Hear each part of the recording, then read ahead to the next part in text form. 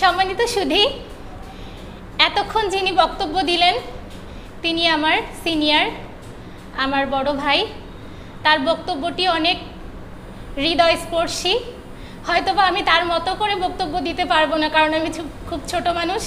তারপরেও চেষ্টা করব যাতে আপনাদের মনের মতো হয়। ভাইয়া অনেক কিছু বলেছেন, আমি অত কিছু বলবো না, যাই হোক একটু চেষ্টা করি।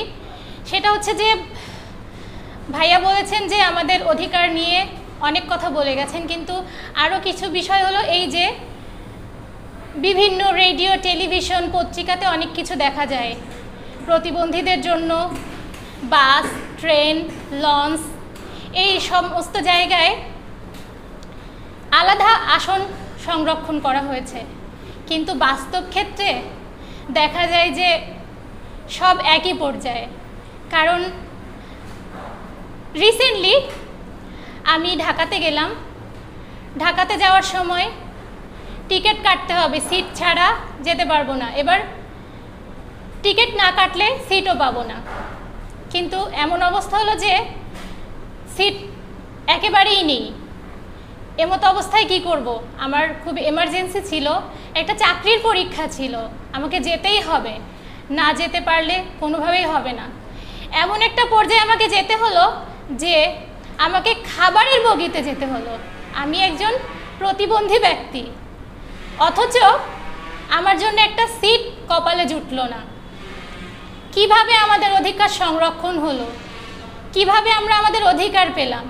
অথচ সব সময় দেখানো হয় যে প্রতিবন্ধীদের জন্য আলাদা সুযোগ সুবিধা দেওয়া হচ্ছে, কিন্তু যেখানে আমিই পেলাম না, সেখানে কিভাবে আমি বুঝবো যে আমার মতো ৮-১০ জন প্রতিবন্ধী ব্যক্তি পাচ্ছে? এটা আমি কি করে বুঝবো? আমি যদি পেতাম তাহলে বুঝতাম যে না, আমি যখন পাচ্ছি তখন ৮-১০ জন অবশ্যই পাচ্ছে। একইভাবে আসার সময়ও আমাকে একই পর্যায়ে আসতে হলো। আমি একটি মেয়ে, ঠিক একই পর্যায়ে আমার তো কোনো বিপদও হতে পারত। আমার যেমন বিপদ হয়নি, কিন্তু আমার মতো পর্যায়ে আরও অনেকের বিপদ তো হতেই পারত। কিন্তু যাই হোক, সৃষ্টিকর্তার কৃপায় আমি খুব ভালোভাবেই চলে আসছি।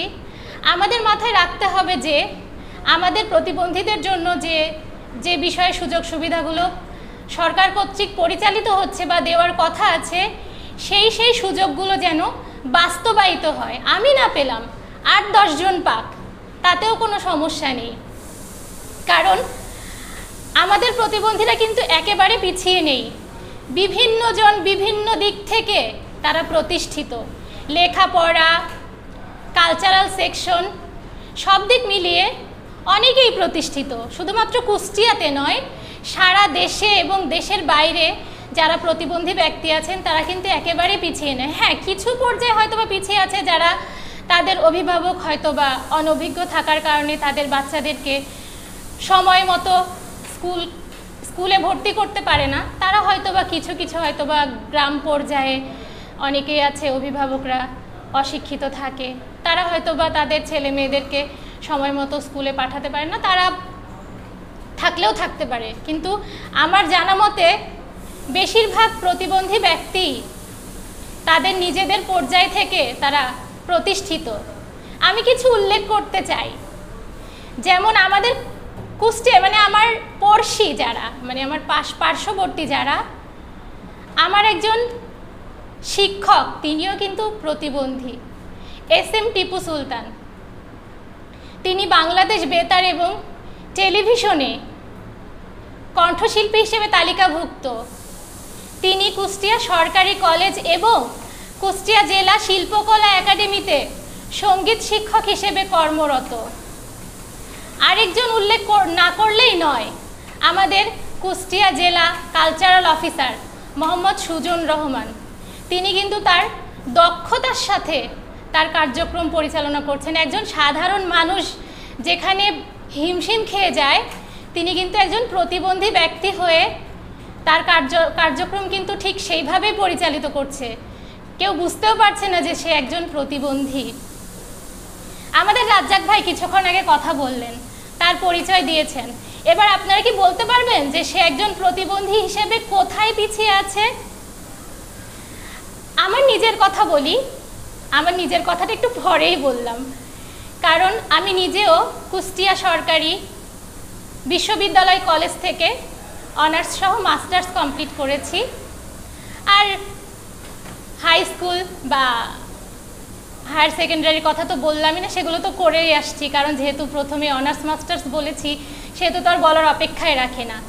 আমি নিজে কুষ্টিয়া কলকাকলি মাধ্যমিক বিদ্যালয়ে আমাদের মহিলা ও শিশু বিষয়ক অধিদপ্তর কর্তৃক পরিচালিত কিশোর কিশোরী স্থাপন প্রকল্পের একজন সঙ্গীত শিক্ষক হিসেবে দায়িত্ব পালন করছি।